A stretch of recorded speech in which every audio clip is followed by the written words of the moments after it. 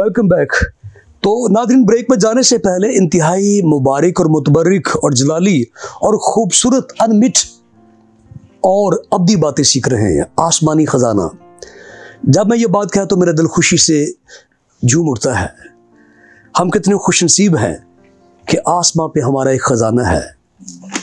उसमें इन ख़जानों में मेरा मतलब सिर्फ कुछ सोना चांदी रुपया पैसा नहीं है, बल्कि खुदा यीशु मसीह का जलाली चेहरा, खुदा बाप का चेहरा, रूह कुदस की हजूरी, ये सारा कुछ हम देखेंगे। तो आसमान पर मेरा और आपका ख़जाना है। यीशु मसीह ने इसे हासिल करने का मेथड और तरीका भी बताया है, तो ये हमें बताएंगी सिस्टर सादिया तारिक। मैं उनसे गुजारिश करूँगा, सिस्टर जी हमारे नाज़रीन को सिखाएं कि आसमान पर ख़जाना दर हकीकत क्या है और किस तरह हम इसे हासिल कर सकते हैं। सबसे पहले तो पादरी साहब मैं आपकी शुक्रगुजार हूँ कि आपने मुझे प्रोग्राम पे बुलाया। इसके बाद मैं होशाना टीवी चैनल की शुक्रगुजार हूँ, इसकी सारी टीम की शुक्रगुजार हूँ, इसके डायरेक्टर के लिए शुक्रगुजार हूँ डेविड डीन साहब की, कि वो खुदा के कलाम को इस कदर लोगों में फैला रहे हैं। खुदावंद इसके तवासत से आपको और उनको अपनी बरकत से नवाजे। आज के टेक्स्ट को जब हम गौर से देखते हैं तो इसमें आपको एक तंबी नज़र आती है, एक इसमें रेड अलर्ट आपको नज़र आता है। जब भी आप को कोई ख़तरा महसूस होना होता है तो उससे पहले आपको एक अलर्ट जारी किया जाता है। यहाँ पर अगर आप इस टेक्स्ट पर गौर करें तो यहाँ पर एक अलर्ट हमारे लिए है कि अपने वास्ते ज़मीन पर माल जमा ना करो। एक इंसान होने के नाते हम इसी तगोदो में रहते हैं कि बेहतर से बेहतर ज़िंदगी, हर दिन हम एक से बढ़कर एक कदम आगे चलना चाहते हैं और हम इसी दुनिया की फिक्र में रहते हैं। लेकिन एक मसीही की जिंदगी में आप कभी भी उसका डबल रोल नहीं देखेंगे, ठीक है, क्योंकि ये एक डार्क पोलर इसकी साइड है कि आपको या तो सिर्फ वाइट होना है या आपको ब्लैक होना है।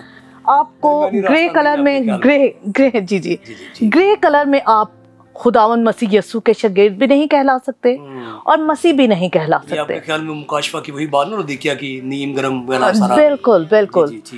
इसके लिए हम सिर्फ अगर दुनिया की चीज़ों और आज़ाइशों को हासिल करने की फिक्र में रहें तो हम आसमानी खजाने को खो देंगे। वो किस लिए खो देंगे? क्योंकि बहुत से लोग ये सोचते हैं कि जब हम नजात पा चुके हैं तो अब हमें किस खजाने की ज़रूरत है, कि नजात तो हमने दुनिया में पा ली मसीह यीशु पर ईमान रखते हुए कि उसने हमारे लिए अपनी जान दे दी है, हम अपने गुनाहों से छुटकारा पा चुके हैं, सो हम आज़ाद हैं।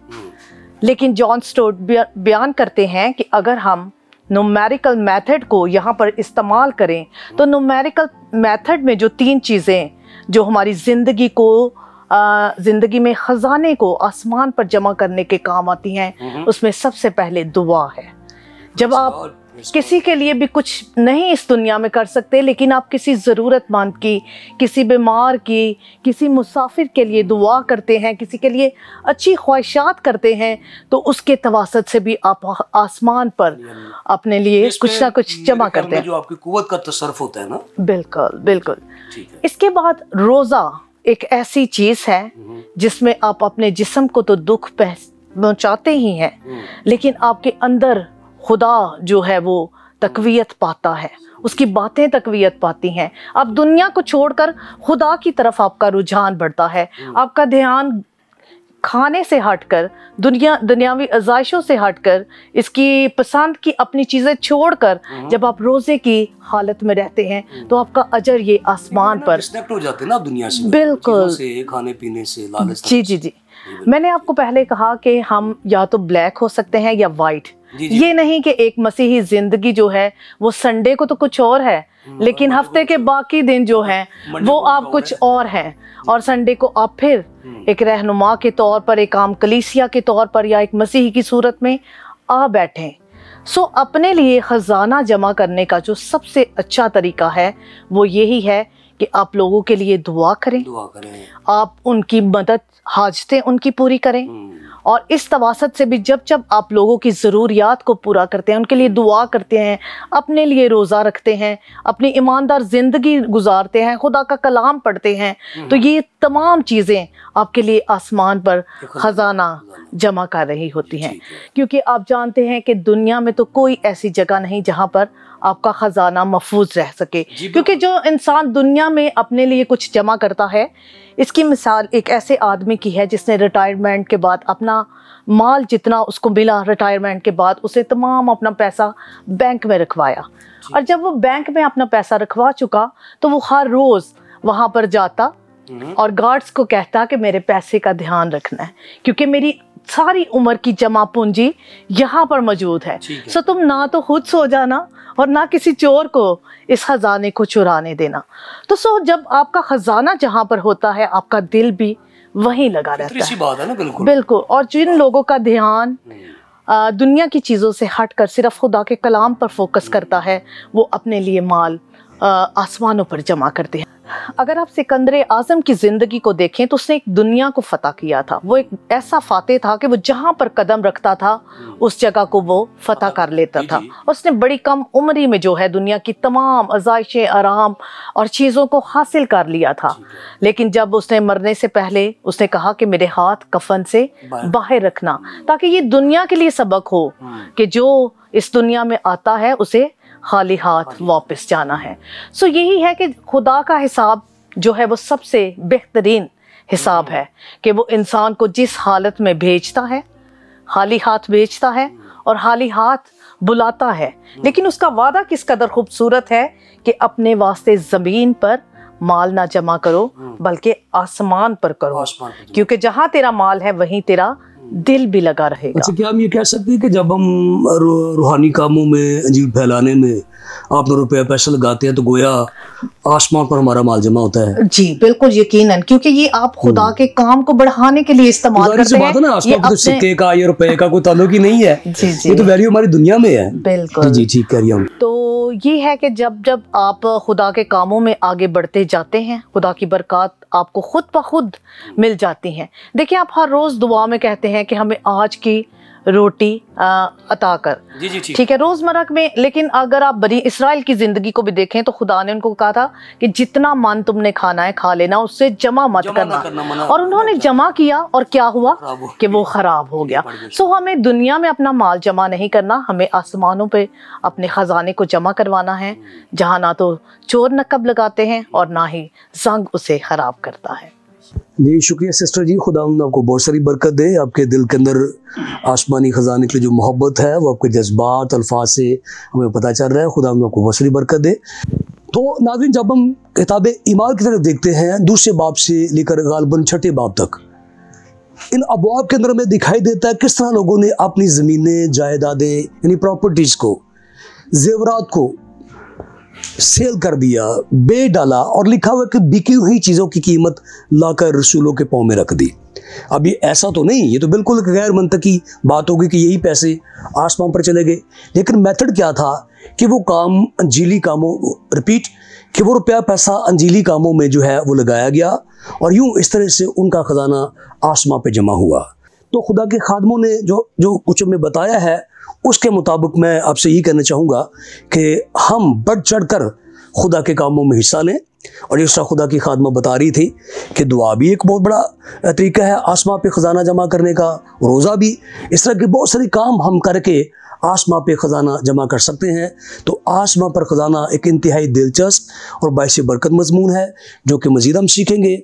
और मैं दरख्वास्त करूँगा जनाब पास्टर आशिर खुर्शीद साहब से कि हमारे नाज़रीन को बताएं कि आसमान पर ख़जाना क्या होता है। जी पादरी साहब।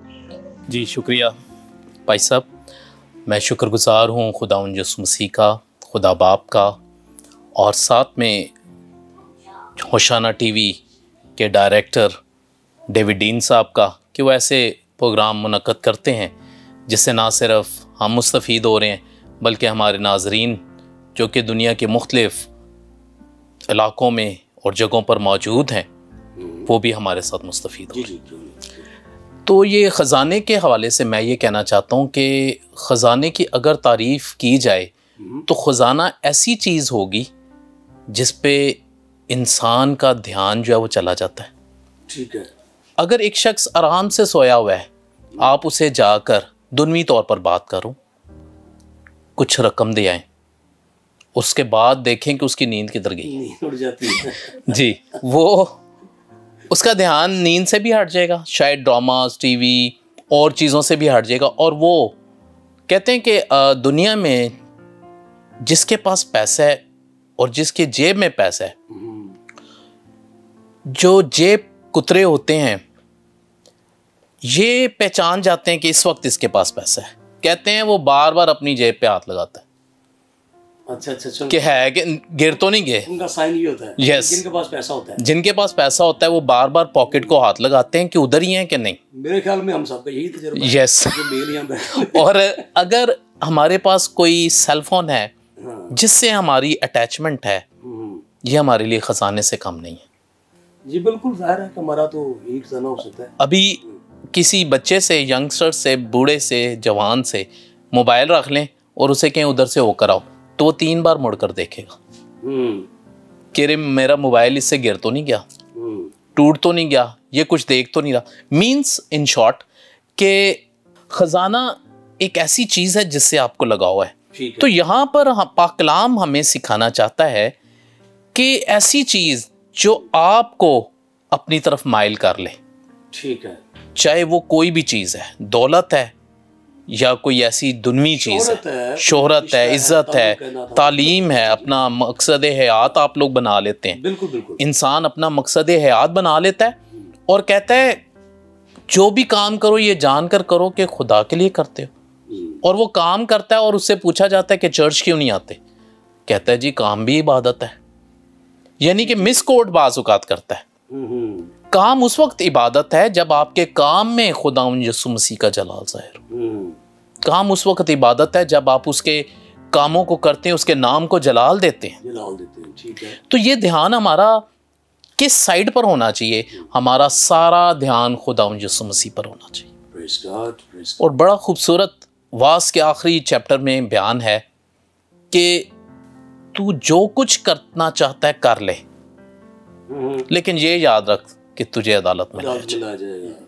जी जी ठीक। मैं ये समझता हूं कि कुछ लोग कहते हैं कि आज़ाद पतंग बड़ी अच्छी होती है, लेकिन मेरी नज़र में पतंग के साथ जब डोर होती है और वो डोर किसी के हाथ में हो तो वो पतंग सेफ रहती है, वरना वो वीराने में, कांटों के ऊपर या दरख्तों में फंस जाती है। अगर हमारी जिंदगी उसकी डोर खुदावंद यीशु मसीह के हाथ में देती जाए, ठीक है, तो this is called the treasure in heaven. अगर हमारी डोर उसके हाथ में होगी और हमारा ध्यान खुदावंद यीशु मसीह पर होगा, ठीक है, तो वो हमें कंट्रोल करेगा जी, क्योंकि हमने सरेंडर किया है, हमने अपने आप को उसके सुपुर्द कर दिया। तो ये जो खजाना है, खजाना कौन सा है? ये खजाना है खुदावंद यीशु मसीह की हज़ूरी। ठीक है। इतना बड़ा इस्तिकाक, कोई अपने खालिक को रूबरू देखे। दुनिया में कौन शख्स है जो इस की तलाश में नहीं है? खालिक हकीकी को देखे अपनी निगाह से, तो खुदावंद यीशु मसीह जो है वो उन्होंने तजस्सुम हासिल किया जी। ठीक है।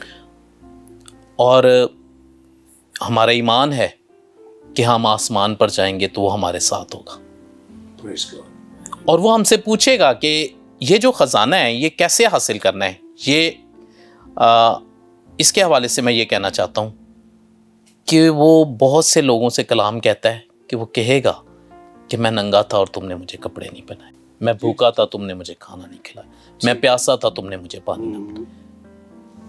तो ये वो तरीका है जिससे आपके ख्याल में जो ज़ाहिर है कि जो क्रिश्चियन कॉन्सेप्ट ऑफ सल्वेशन है उसमें नेक ईमान तो कंसीडर नहीं होते, लेकिन निजात पाने के बाद जी हमको ऐसे इमाल करने चाहिए जिससे खुदा उनका बदन तरक्की पाए। बिल्कुल। ये इसको जी इस बड़ा खूबसूरत आपने हिस्सा मुझे बताया है कि मैं इसको इस तरह से बयान करता हूँ कि अमाल हमारे कैसे होने चाहिए। ठीक है। सिर्फ अमाल अगर आप देखें तो वो क्या है और मसीह को कबूल करने के बाद के अमाल क्या है। जी बिल्कुल ठीक। अगर बिजली के किसी इंस्ट्रूमेंट को, अप्लायंसेस को देखा जाए तो उसका जब तक सॉकेट आप ऑन नहीं करेंगे, बिजली के साथ कनेक्ट नहीं करेंगे, वो वर्किंग नहीं करता। लिहाजा अगर सॉकेट जीसस के साथ लगा ही नहीं, मैं कहता हूं आप गरीबों को खाना खिलाएं, आप उनको कपड़े दें, जो मर्जी करें। बिल्कुल बिल्कुल बिल्कुल। क्योंकि आपने जीसस को तो कबूल ही नहीं किया जिसके जरिए से निजात है। निजात, बिल्कुल बिल्कुल। तो आपकी सारे अमाल बेसूद है, कोई फायदा नहीं, कोई खजाना आपका आसमान पर नहीं बन रहा। नहीं। लेकिन ये उस वक्त से बनना शुरू हो जाएगा जब आप मसीह को कबूल करते हैं। अब आप जो भी काम करेंगे और ये जानकर करेंगे कि खुदा के लिए करते हैं, क्योंकि अब आप खुदा की तरफ ध्यान रखते हैं। उसमें आप गरीबों को खाना खिलाएं, यस, आप कपड़े बांटें, बिल्कुल, जो कुछ भी करना है, लेकिन अव्वल दर्जा खुदा यीशु मसीह को दे। जी, शुक्रिया पास्टर साहब, खुदा को बहुत सारी बरकत दे। आपने बड़ी सादा और रोज़मर्रा ज़िंदगी में पेश आने वाले वाक़यात की मिसालें दी हैं और ये हमें सिखाया कि किस तरह ख़जाने की क्या अहमियत होती है और किस तरह ये हमारी तवज्जो को डाइवर्ट कर लेता है और किस तरह हमें आसमान पर ख़जाना जमा करना है। खुदा आपको बहुत सारी बरकत दे। तो नाज़रीन, खुदा के खादिम ने किताब मुक़द्दस के हवालाजात के साथ साथ हमारी रोज़मर्रा ज़िंदगी के अंदर इस्तेमाल होने वाली चीज़ें, इमाल, काम, सबको हमारे सामने रखा है कि किस तरह हम आसमान पर ख़जाना जमा कर सकते हैं। आप सब ने सारी बातें सुनी हैं। तो खुदा के खादमीन ने बड़ी ज़िम्मेदारी के साथ, अच्छे अल्फाज के साथ, मिसालों और तरतीब के साथ आज हमें सिखाया है कि आसमान पर हमें किस तरह से अपना ख़जाना जमा करना है। और कलेक्टिवली जो बात मैं समझा हूँ मजमूई एतबार से कि दुनिया में बहुत सारी चीज़ें हमारी तवज्जो डाइवर्ट कर देती हैं, बदल देती हैं। उसमें ख़जाने से मुराद सिर्फ कोई गोल्ड, डायमंड या वो चीज़ें नहीं जो जिन्हें हम टच कर सकते हैं, जमा कर सकते हैं, बैंक में रख सकते हैं। उसमें रिश्ते नाते भी आते हैं। शायद कुछ शख्स कहता हो भी मेरे पास कोई पैसा नहीं है, लेकिन अपने बच्चों को इतना चाहे कि चर्च ना जाता हो, अपनी बीवी के साथ ऐसा लगाव हो कि इबादतें छोड़ दे। तो हर चीज़ से बालातर होकर खुदा को चाहना, ये आसमां पर ख़जाना जमा करना है। आप भी करिए, ऐसे रहिए, ऐसे जिए, ताकि आसमान पर आपका ख़जाना जमा हो। निजात पाने के बाद वो इमाल करे जो खुदा को पसंद है।